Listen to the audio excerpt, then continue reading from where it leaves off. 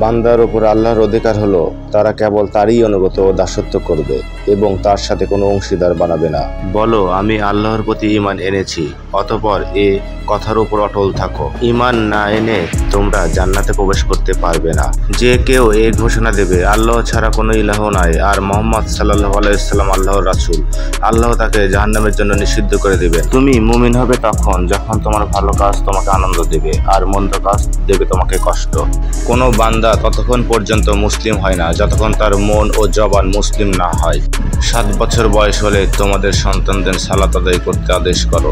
কিয়ামতের দিন পহেলা হিসাব নেওয়া হবে সালাতের।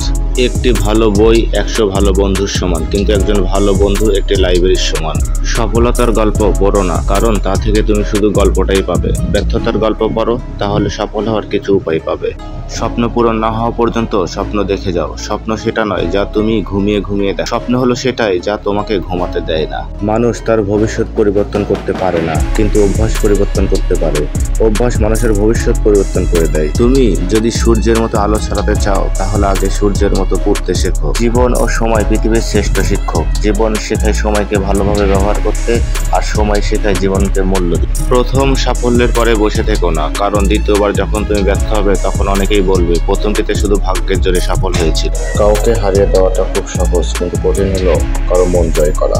প্রতিদিন সকালে 5টি লাইন বলো। 1 আমি সেরা, 2 আমি করতে পারি, 3 সৃষ্টিকর্তা সবসময় আমার সঙ্গে আছে, 4 আমি জয়ী, 5 আজ দিনটা আমার। 3 জনই পারেন একটি দেশ বা জাতিকে বদলাতে, তারা হলেন বাবা মা ও শিক্ষক। যে অন্যদের জানে যে শিক্ষিত, কিন্তু জ্ঞানী হলো সেই ব্যক্তি যে নিজেকে জানে জ্ঞান ছাড়া শিক্ষার কোনো কাজেই আসে না। যখন একটি শিশুর বয়স 15, 16 বা 17 হয়, তখন সে ঠিক করে বড় হয়ে সে একজন ডাক্তার, একজন ইঞ্জিনিয়ার, একজন রাজনীতিবিদ হবে, অথবা চাঁদ বা মঙ্গল গ্রহে যাবে। এই সময় সে স্বপ্ন দেখতে শুরু করে। এই সময়টা হলো তাদের প্রকৃতি গঠন হওয়ার সময়। আপনি তাদেরকে তাদের স্বপ্ন বাস্তবায়িত করতে সাহায্য করতে পারেন এই সময়টাতে।